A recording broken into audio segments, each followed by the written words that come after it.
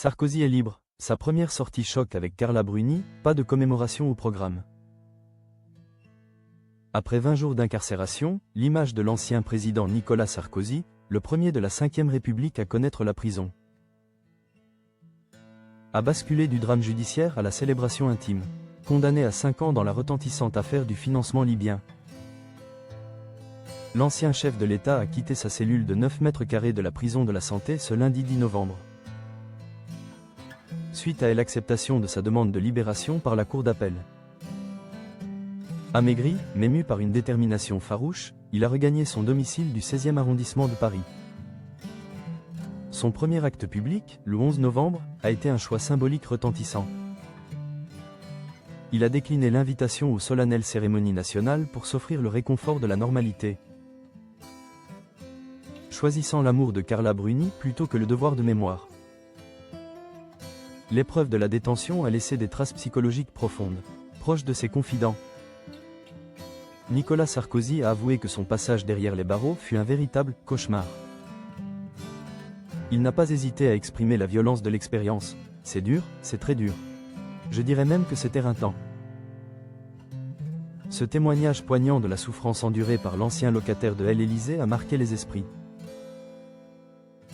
Dès le lendemain de sa libération, l'ex-président a cherché à reprendre le fil d'une vie qui se veut désormais presque normale.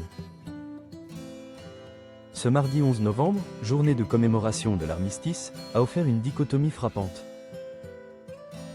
D'abord, Nicolas Sarkozy a renoué avec une habitude bien ancrée dans son quotidien d'homme politique en retraite. Son jogging matinal dans les rues de son quartier, un signe de vitalité et de reprise en main de sa condition physique. Mais c'est son choix de l'après-midi qui a fait sensation et qui s'est révélé bien plus symbolique. Alors que son statut d'ancien président l'invitait naturellement à se tenir aux côtés du président de la République en exercice pour les cérémonies du 11 novembre, Nicolas Sarkozy a préféré décliner l'invitation protocolaire. Il a choisi un moment infiniment plus personnel, loin des caméras, de la foule et de la solennité qui entourent le devoir de mémoire nationale. C'est à la brasserie Le Flandrin, un établissement chic et familier du 16e arrondissement, que l'ancien président a été aperçu. Il était attablé aux côtés de son épouse, Carla Bruni. Un déjeuner en tête-à-tête, dans ce lieu qu'ils affectionnent particulièrement, pour savourer la douceur de cette première liberté retrouvée. Souriant, mais visiblement toujours marqué par son récent passage derrière les barreaux, Nicolas Sarkozy a réinvesti l'un des repères de sa vie parisienne, symbolisant son retour au bercail. L'entourage de l'ancien président a tenu à minimiser la portée politique de ce choix. Insistant sur l'impératif humain après l'incarcération, cette sortie n'a rien d'un geste politique, mais traduit un besoin viscéral, celui de retrouver les siens et un semblant de normalité. Carla Bruni, véritable pilier de force durant cette période, a multiplié les visites au parloir et les messages publics de soutien sur les réseaux sociaux. Ce déjeuner est la consécration de leur union face à l'adversité. La nouvelle feuille de route, justice, écriture et le nouveau petit-fils. Désormais sous un strict contrôle judiciaire dans l'attente de son procès en appel. Nicolas Sarkozy compte reprendre ses activités professionnelles dès cette semaine.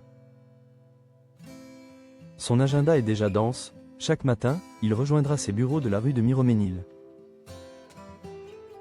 Il prévoit d'y recevoir quelques personnalités et, surtout, de s'atteler à une tâche personnelle d'une grande importance symbolique.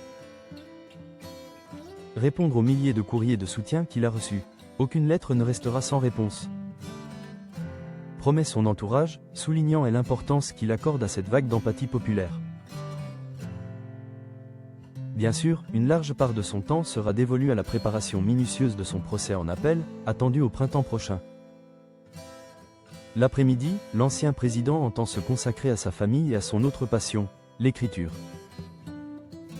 Un projet littéraire qu'il souhaite mener à bien qu'il ait précisé « J'ai le titre en tête.